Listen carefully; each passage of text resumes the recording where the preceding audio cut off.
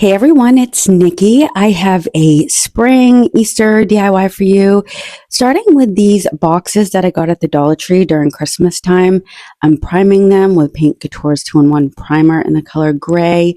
I ran out of the white. If I had that, I would have primed them with that. But then once that's dry, I'm going to go in with Fusion's mineral paint in the color, I think it's called Parchment, and I end up giving them just one coat of this. And I'm doing 3 of these book boxes today. For one, I'm going to use this inlay by IOD. It's called Ditzy Blooms, and this is filled full of beautiful roses and just bows and stripes. It's just such a pretty inlay. So I'm going to have this so it's going along the side of the book, wrapping around to the front. I'm not going to worry about the back. Off camera, I gave it a coat of Fusion's mineral paint in the color Peony or Peony, however you pronounce it. And I'm going to apply a second coat, and this is what we're going to set our inlay into. I've heard other creators say that Fusion's mineral paint isn't good for inlays, but I have not had that experience. Things have transferred over real well. I'm assuming that it's because it has a sealer in it, that some people have experienced that, but as I said, I haven't.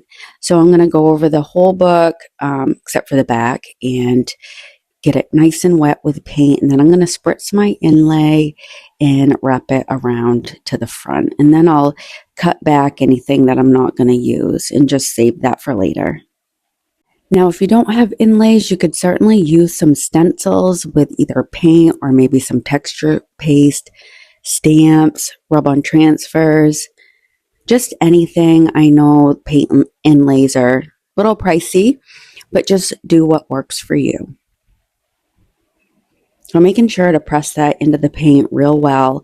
That's key to getting your inlay to transfer over well. You want to make sure that you have your inlay pressed into that wet paint, and be sure to use a damp rag and press that inlay into the paint. You could also use a brayer. That's helpful as well. Now I've learned to make sure that I don't have any bubbles in my inlay, so I'm really taking my time on this, making sure that I have all my bubbles removed and my inlay into my paint.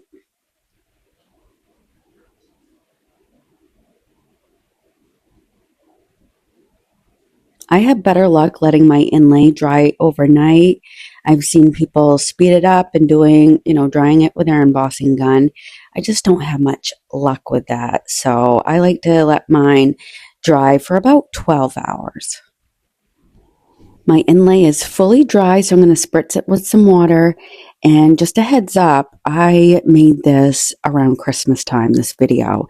And so if I mess up a little bit, that's why it's kind of hard to remember everything that I did like a month ago. But just bear with me. I will do my very best here. So after about 30 minutes, 30 seconds, oh goodness, I pulled my inlay back, and look at how beautiful this is. And you can use these inlays up to 3 times. I've gotten 4 uses out of some. It just depends on how it transfers over the 3rd time, whether I'm going to try it again for a 4th time. Sorry, I have a stutter here, and sometimes it's worse than other times. But as you can see, this is transferred over beautifully. And so they're expensive, but you get a lot of bang for your buck.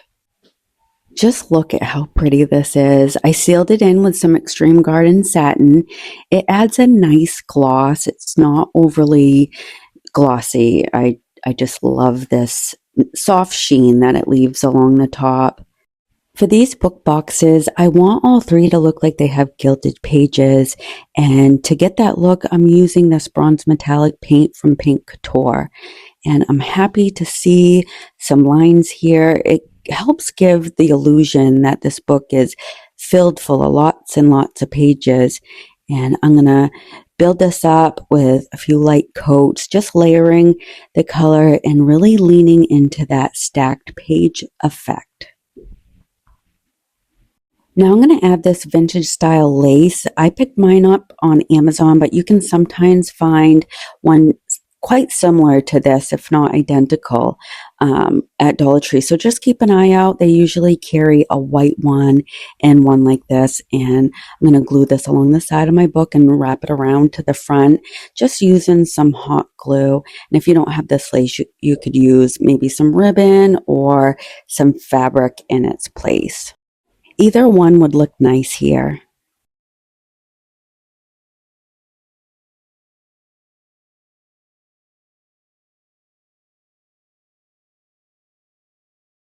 Next, I'm going to add these really pretty pearls. They're like a light pink, and I'm going to tuck them right up against the lace using some hot glue to adhere them in place, and then trimming everything up so it's nice and neat. And then using some hot glue, I'm adding this pretty pink lace along the outer edge of the book. I found this little resin frame in my stash and decoupaged this sweet little baby chick right into the center so it looks like a tiny spring photo. I let that dry and then I went over it off camera with Paint Couture's Crackle Step 1 and then 2, and then used this Van Dyke Brown Glaze by Paint Couture, went over the whole thing and then wiped back as much as I want. I love this crackle look. It's just so pretty. Then I took some gold rub and buff and went around the edges of the frame just to tie it into those gilded pages, and it really adds to that aged old world look that I love to go for. And then took some Aleene's tacky glue, went all along the inside of the frame and added these bronzed beads. Then I'm going to glue it using some Titebond Quick and Thick multi-surface glue and a little bit of hot glue for that immediate hold, and that's it for this one. For the second book, I painted it this bright purple and honestly wasn't loving it all, but I kept going and you'll see that I switched that up. I decoupaged a sweet little bunny and then moved to the spine. I used my Trimmings 4 mold here, and I had planned on using it on both books, but I wasn't loving it and it wasn't fitting anyway, so I ended up just using it on this one and then trimming it back. I'm really loving all the roses in this mold. It really decorated that area so nicely. And once I got that trimmed up real nice, I took my primitive mold and I'm going to take this really pretty trim and glue that along the seam on both sides. At first, I really wanted these books to hold storage, but the clay started cracking, so they are just for decoration, and I'm okay with that. And so I ended up going over the whole front of the book with the color, I think it's Cashew by Waverly. And then I decoupaged this pretty image of this little girl and boy playing with all these puppies and bunnies in this paper I got last year from the DIY struggle. And I'm going to seal everything in with some liquid patina.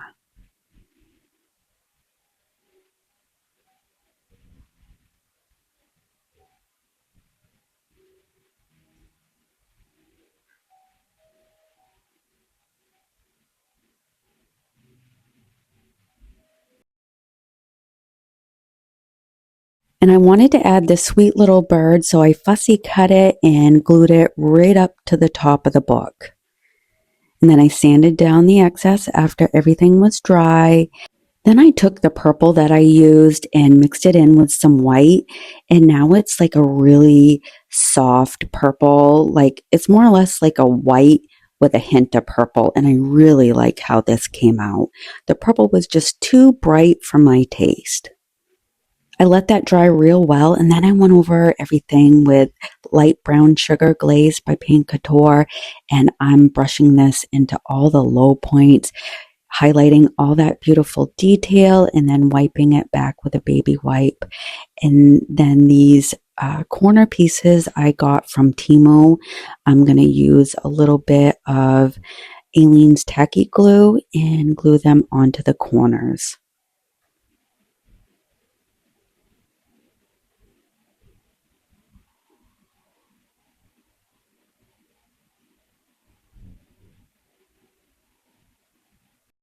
Then I wrapped this pretty pink chiffon ribbon around the book and tied it off into a bow.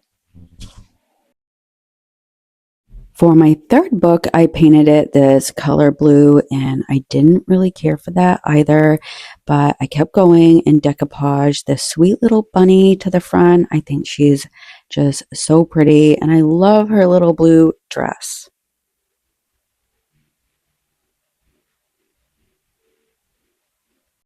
I'm using my Trimmings 4 mold again, but this time I'm going to use the other design.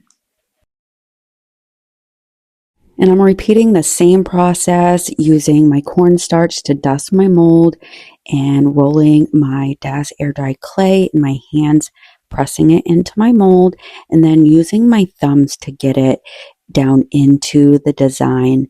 And then I'll flex my mold and roll it back to release my casting, and then set it right into the glue.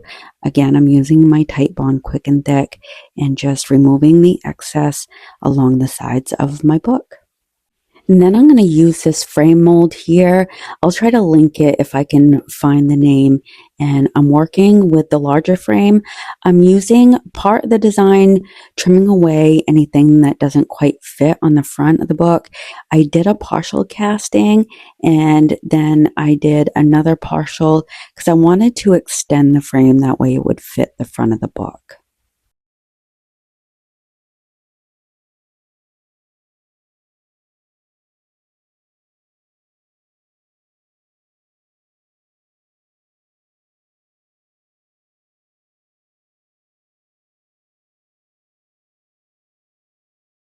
I had this leftover piece from my Trimmings 4 mold, so I trimmed that back to place along the front of my book. And then I took a piece of clay and rolled it into a nice tiny thin strip, and that's what I'm going to use to fill in the gap here under that piece of mold. And this way it looks like one cohesive piece.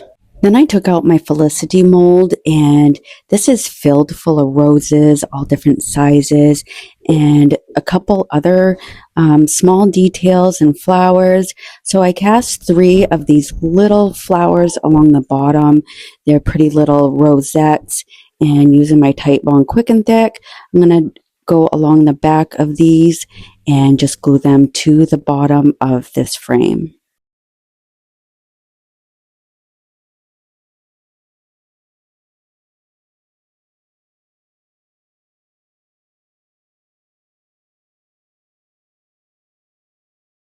And so the blue that I had used, I mentioned how bright it was. I did the same thing that I did with my second book and just took some white paint, mixed a little bit of that blue in with it, and now we have a really nice soft blue, not so overwhelming as the first. And I went over all of my castings and all over the whole book.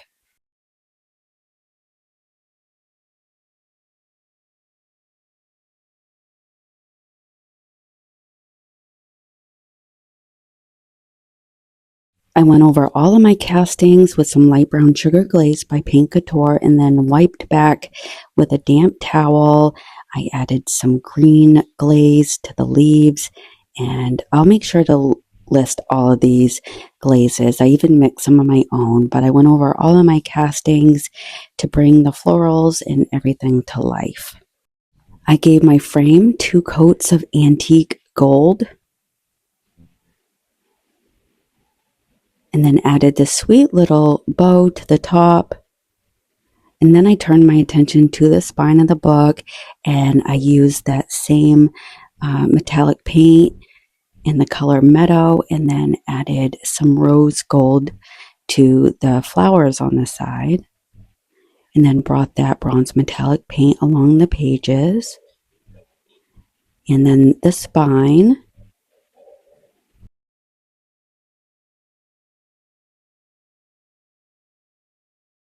Then I pulled some of the colors from the picture itself and mixed them into a soft watercolor to help them blend into the rice paper. That worked pretty good. I mean, I haven't really done this before with paint and water, but I think it did the trick. And then I sealed everything in.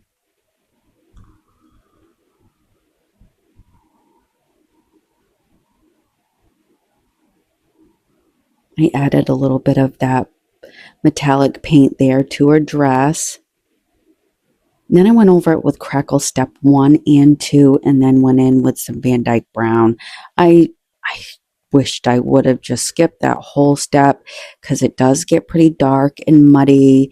I'm trying to dab back as much as I can, and it's just not working to my advantage. But you know what? You live and you learn. I'm just going with it, right? Some of it stuck to her dress. I couldn't pull it back. But then I just ended up sealing everything in and called it a day. And this is how all three of them turned out. I really hope that you guys enjoyed this. I know it was a really fast process, but there's just so much time and detail that goes into these books. So let me know what you think. Thank you so much for spending a bit of your day with me. It means so much. Until the next one, bye.